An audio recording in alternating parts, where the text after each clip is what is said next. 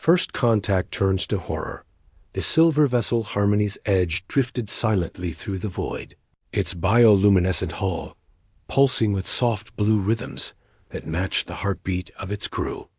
Commander Vexthara stood on the observation deck, her forearms folded in contemplation as she gazed at the small blue-green world that floated before them like a precious jewel against the cosmic darkness. Vex single quotes Thara belonged to the Keltharian species, beings who had evolved from gentle herbivores on the paradise world of Kelthar Prime. Her people had spent millennia perfecting the arts of harmony, cooperation, and peaceful exploration. The Keltharians were renowned throughout the galaxy as the most successful first contact specialists, having peacefully integrated over 300 species into the Galactic Harmony Collective. Commander, chirped her communications officer, Zelandra, her voice carrying the musical quality typical of their species. We're receiving more transmissions from the third planet. The beings there seem to have developed quite sophisticated broadcasting technology. Vexthara's large, gentle eyes sparkled with curiosity. Excellent news, Zelandra. What kind of content are they sharing? Music, Commander. So much beautiful music. Also visual entertainment, news broadcasts, and what appears to be educational programming. They seem to be a highly creative and cultured species. The commander nodded approvingly. In her experience, species that valued art and creativity were inevitably peaceful and ready for galactic citizenship. Begin standard observation protocol.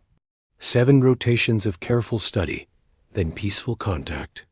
On the surface of Earth, Dr. Sarah Chun adjusted her laboratory equipment at the Search for Extraterrestrial Intelligence Institute in California. As the world's leading xenobiologist, Sarah had spent her career theorizing about what alien life might like.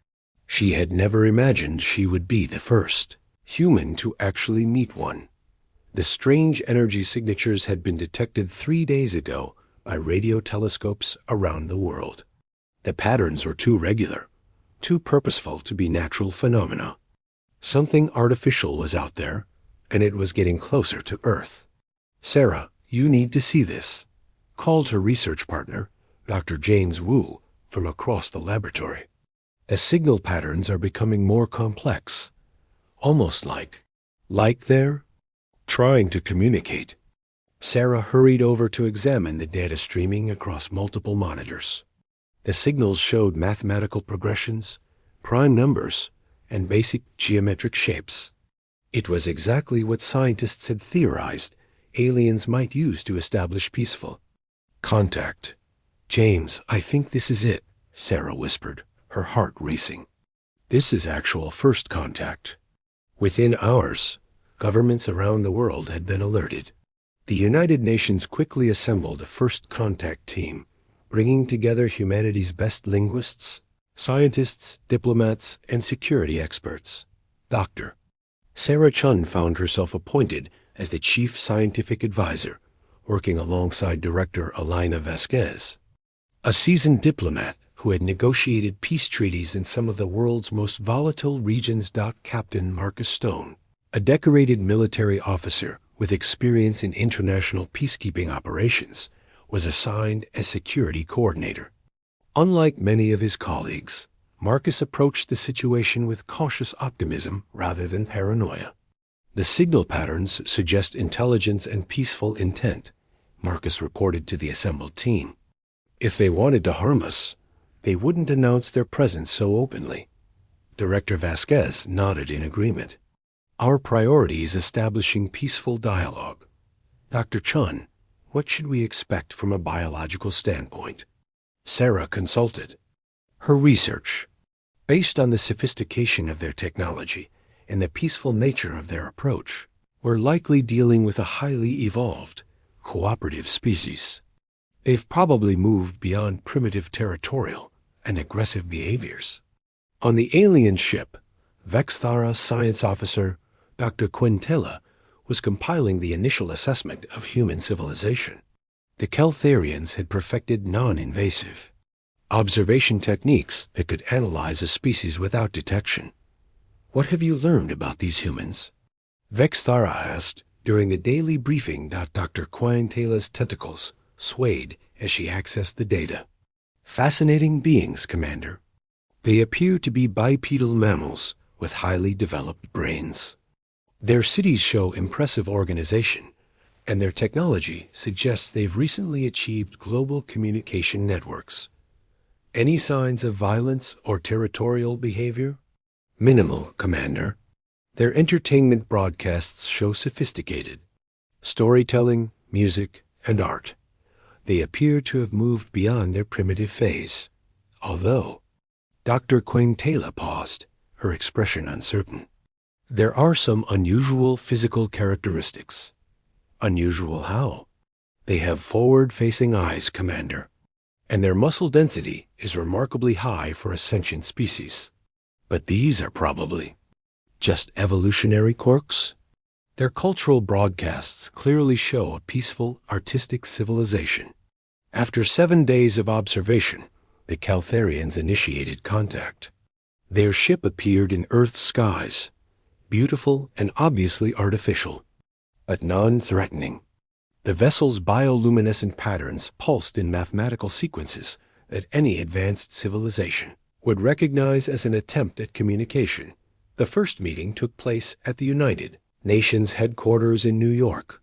Commander Vexthara and her diplomatic team materialized in the assembly hall using their matter transportation technology, a sight that left the human delegation speechless with wonder. The Caltharians stood about 8 feet tall, with graceful, elongated limbs and skin that shifted between pale blue and soft green. Their movements were fluid and peaceful, and their large eyes conveyed intelligence and kindness. Greetings, children of the Third World. Commander Vexthara spoke through their universal translation device. I am Vexthara of the Caltharian Exploration Fleet. We come in peace and friendship. Director Vasquez stepped forward, her diplomatic training helping her maintain composure despite the historic nature of the moment. Welcome to Earth, Commander Vexthara. I am Director Elena Vasquez, representing the United Nations of Earth. We are honored by your visit. The initial exchanges exceeded everyone's expectations. The Caltharians shared images of their beautiful homeworld, with its crystal cities and floating gardens. They spoke of the Galactic Harmony Collective, a peaceful alliance of hundreds of species working together to explore the universe and share knowledge. Dr. Sarah Chun found herself fascinated by Caltharian biology. Their bodies showed no adaptations for combat or aggression. They had evolved from creatures that fed on luminescent plants and had never known predation or warfare. Your species has achieved remarkable harmony, Sarah observed during one of their scientific exchanges. How did you overcome territorial conflicts and resource competition?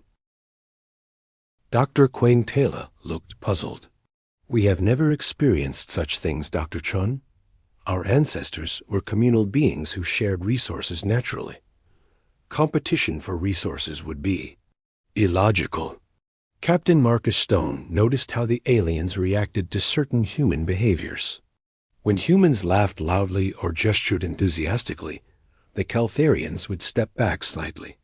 When humans discussed sports or competitive activities, the aliens seemed uncomfortable. Commander, Marcus asked during one cultural exchange, your people seem surprised by some of our social behaviors. Is there something we should be aware of? Vexthara's tentacles, curled in what humans would later learn, was a sign of nervousness. Your species shows remarkable energy and intensity. It is simply different from what we are accustomed to. The real revelations began when the Caltharians asked to learn about human history and evolution. Dr. Sarah Chun, excited to share humanity's story, prepared a comprehensive presentation covering everything from human origins to modern civilization. We evolved from early primates who lived in social groups, Sarah explained to the assembled Caltharian delegation. Our ancestors were primarily hunters and gatherers who developed tools to survive in challenging environments. She showed images of early human artifacts, spears, arrows, stone axes. The Keltharians' bioluminescent patterns flickered in what she didn't yet recognize as alarm. These tools, Dr. Quintala asked carefully, they were used for obtaining food? Yes, for hunting large animals. Humans were persistence hunters. We would chase prey over long distances until they collapsed from exhaustion. Our endurance and teamwork made us extremely effective predators. The word predators caused visible distress among the alien delegation. Commander Vexthara's skin shifted to a pale, almost white color. Predators? She repeated. Oh, yes, Sarah continued enthusiastically, not noticing their reaction. Humans are apex predators. We developed forward-facing eyes for tracking prey, powerful leg muscles for pursuit, and excellent hand-eye coordination for using weapons. Our entire physiology is optimized for hunting. She showed anatomical diagrams comparing human features to other Earth predators. The similarities were striking. Binocular vision, opposable thumbs for gripping weapons, efficient cardiovascular systems for sustained pursuit, and even teeth adapted for processing meat. Dr. Quintala excused herself from the meeting, claiming she needed to update her biological assessments. She hurried back to the ship, her mind reeling from what she had learned. Commander, she reported to Vexthara in private, we have made a grave error in our initial assessment. The humans are not post-violent herbivores, as we assumed. They are active predators. That's impossible, Vexthara replied. No predator species has ever achieved advanced civilization. The aggressive tendencies required for predation are incompatible with the cooperation necessary for technology and space travel. I have verified the data multiple times, Dr. Quintala insisted. Every aspect of human anatomy and behavior confirms it. They evolved as pack-hunting persistence predators. Their sports are ritualized combat. Their games involve defeating opponents. Even their entertainment centers around conflict and competition. Commander Vexthara felt something she had never experienced before: fear. In all of galactic history, no predator species had ever achieved intelligence. The few predator civilizations that had briefly emerged were always destroyed by their own violence, long before developing space travel. Continue monitoring, she ordered, but prepare a priority transmission to the Harmony Collective. This situation may be unprecedented. Back on Earth, the cultural exchanges continued. Humans shared their music, art, literature, and history with growing enthusiasm. They spoke proudly of human achievements, the great cities, technological advances, and exploration of their own planet and nearby space. What the humans didn't realize was that each revelation horrified their alien visitors more. The Keltharians learned that human civilization was built on thousands of years of warfare. Every major advance in human technology had military applications. Mathematics and physics had been developed partly to calculate ballistic trajectories. Medicine had advanced through treating battle wounds. Engineering had progressed through building fortifications and siege weapons. Even human cooperation, which the Keltharians had initially seen as encouraging, revealed itself as something far more sinister. Humans didn't cooperate out of natural harmony like other galactic species. They cooperated as pack hunters, with each individual playing a specific role in bringing down their targets. Dr. Chun proudly showed the aliens images of human teamwork. Military units, sports teams, emergency responders working together.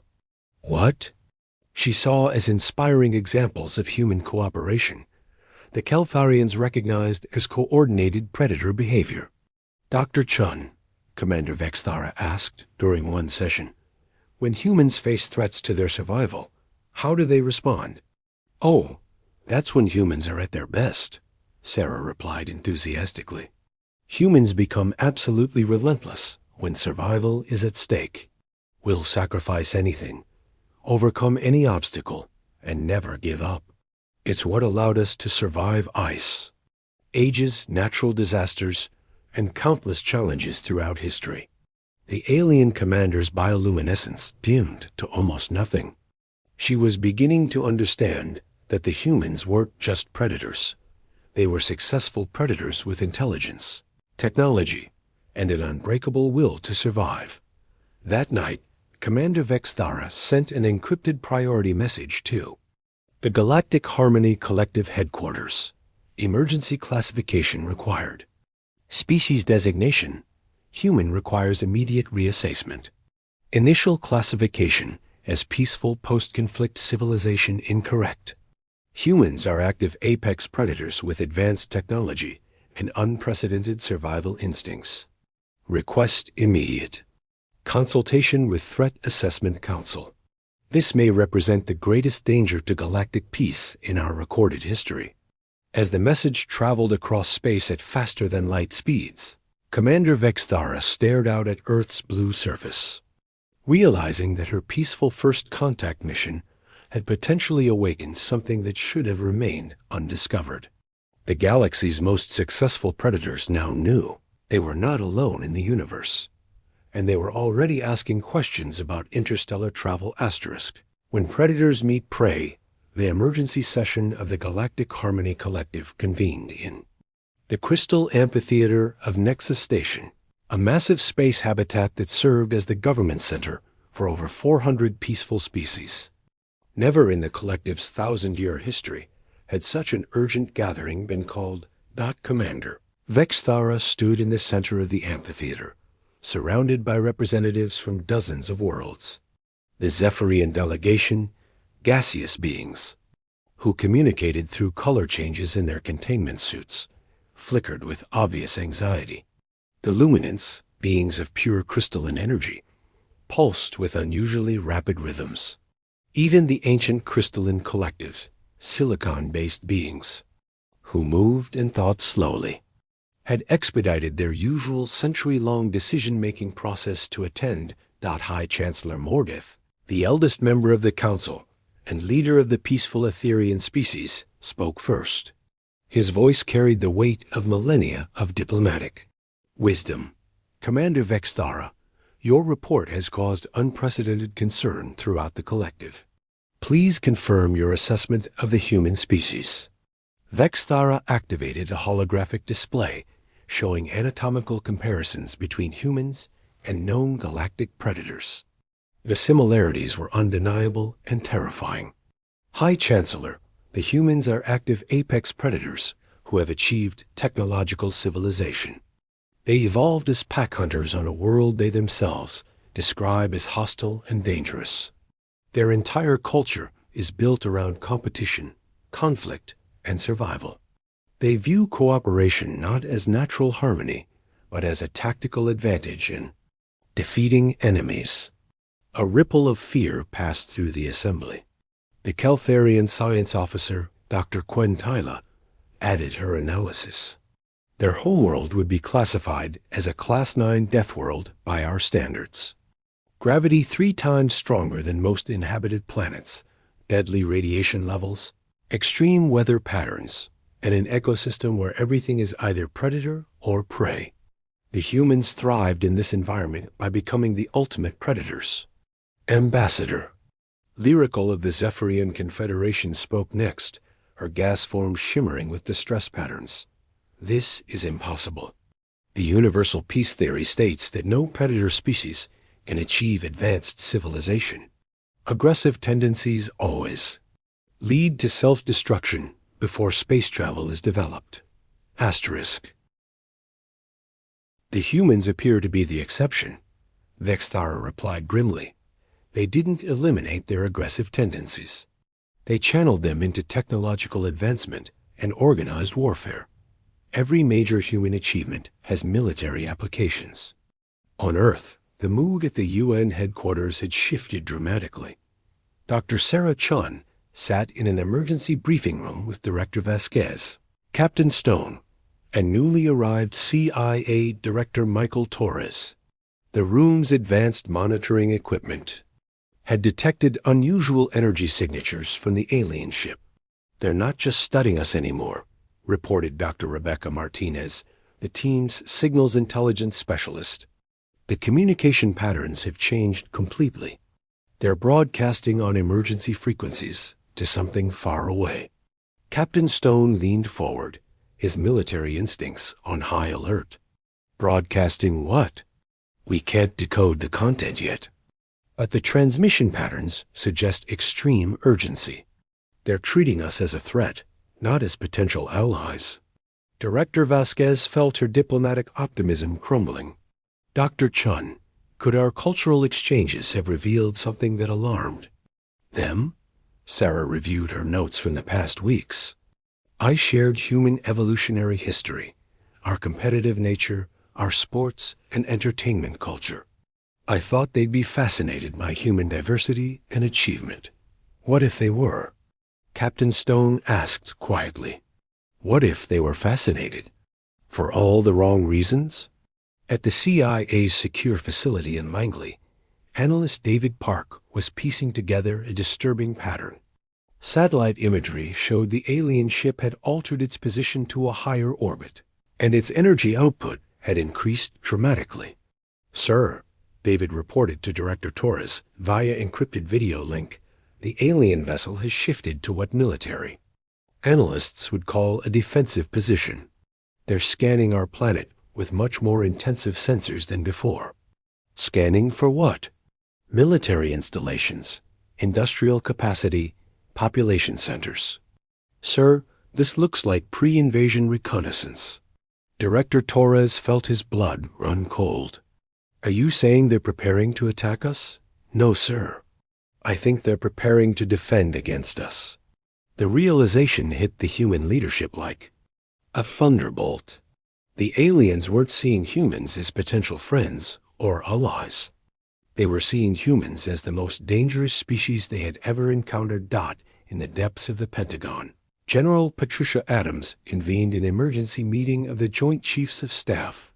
The initial wonder and excitement of first contact had been replaced by grim military planning. "Ladies and gentlemen," General Adams began, "we're facing a situation unprecedented in human history. We have peaceful contact with an advanced alien civilization, but they appear to view us as an existential threat." Admiral James Crawford of the Navy asked, "What's our defensive posture? Can we respond to an alien attack?" "That's the question we need to answer immediately. We need to assume worst-case scenarios and begin preparation for potential conflict." Air Force General Linda Thompson raised another concern. "What if they're not alone? If they're calling for backup, we could be facing forces beyond our ability to comprehend." On the alien ship, Commander Vexthara received the response from the Galactic Harmony Collective. The message was brief but chilling. Maintain position. Reinforcement fleet en route. Under no circumstances allow humans to develop interstellar travel capabilities.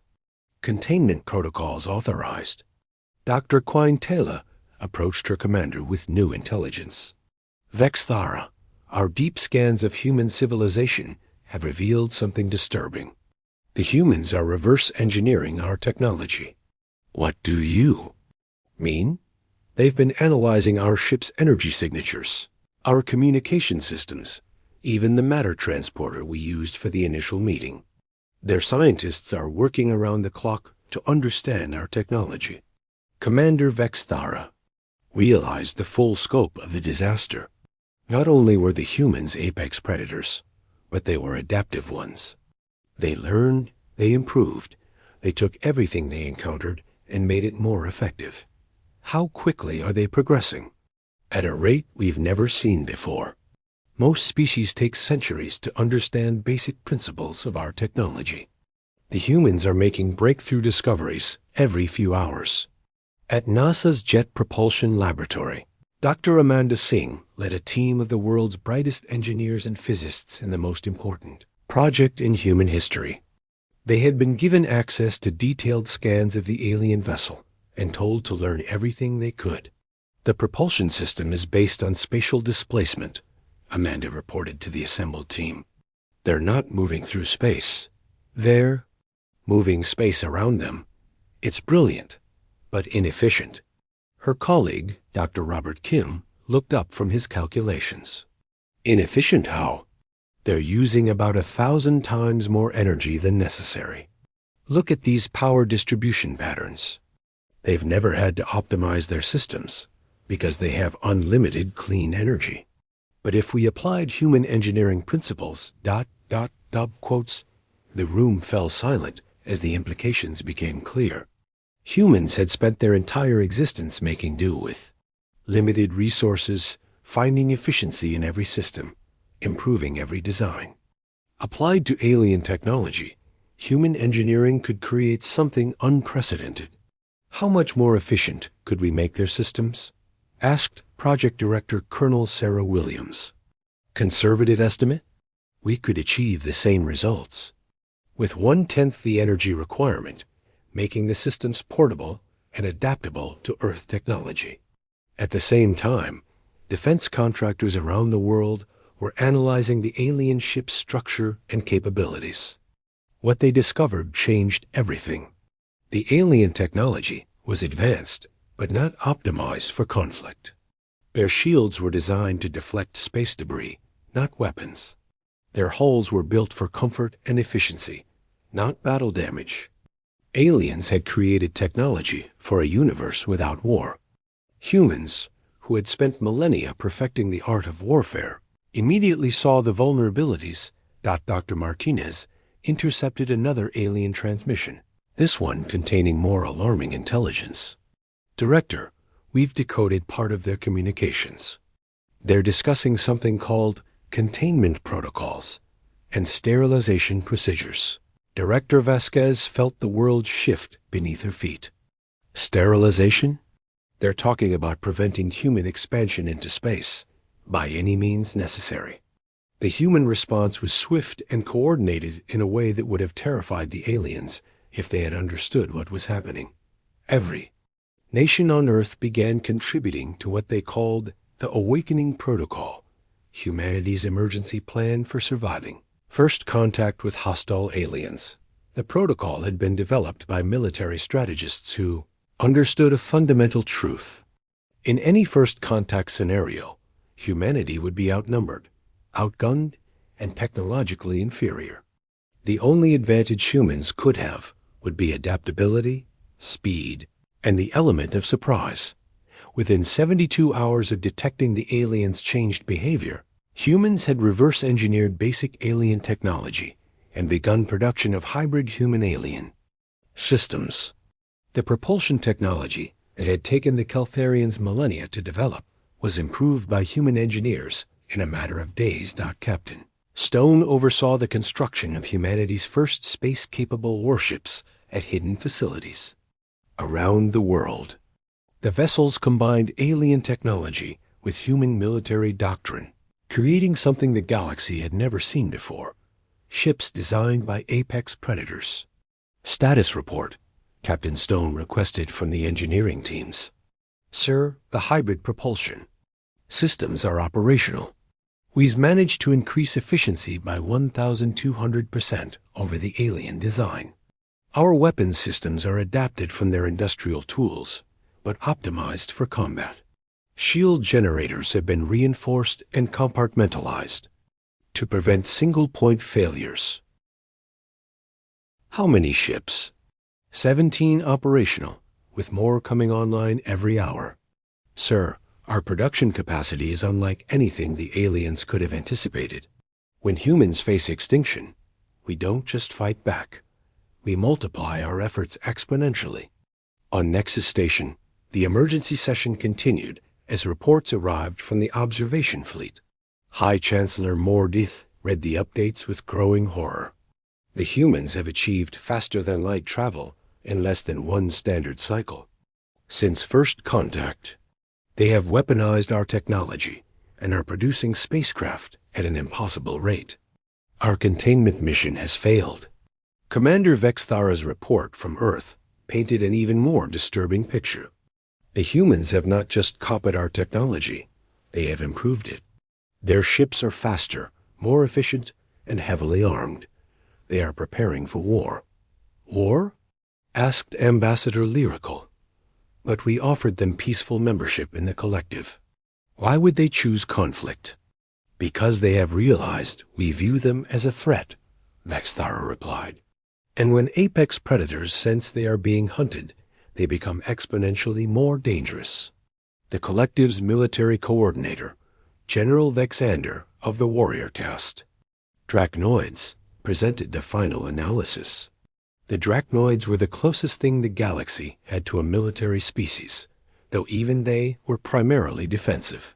The human vessels we have detected show design principles we have never encountered. They are not built for exploration or trade. They are built for combat in ways we cannot fully comprehend. If these humans represent their species' full capabilities, we may have awakened something beyond our ability to contain. The decision made by the Galactic Harmony Collective would be remembered as the moment the galaxy changed forever. Faced with the emergence of intelligent apex predators, they chose the path their peaceful nature demanded, negotiation from a position of strength.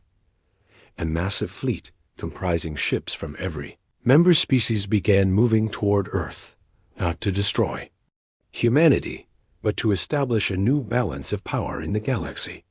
They were coming to negotiate with the most dangerous species they had ever encountered. On Earth, human satellites detected the approaching fleet. The sight should have been terrifying. Hundreds of massive ships representing civilization's millions of years old, armed with technology humans were only beginning to understand. Instead, humanity's response was swift and coordinated. The Awakening Protocol entered its final phase. Hidden manufacturing facilities around the world accelerated production. Defensive positions were established throughout the solar system.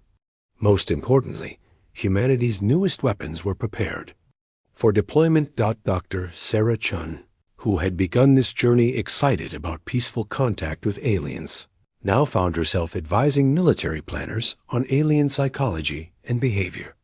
They're prey species, she explained to the assembled human leadership. They've never faced a true predator civilization.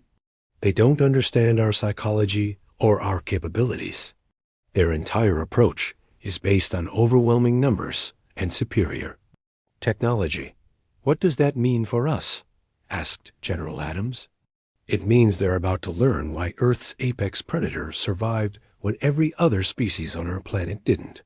Humans don't just adapt to threats. We eliminate them. As the alien fleet approached Earth and humanity prepared for the most important conflict in their species' history, both sides finally understood the truth. This was not first contact between civilizations.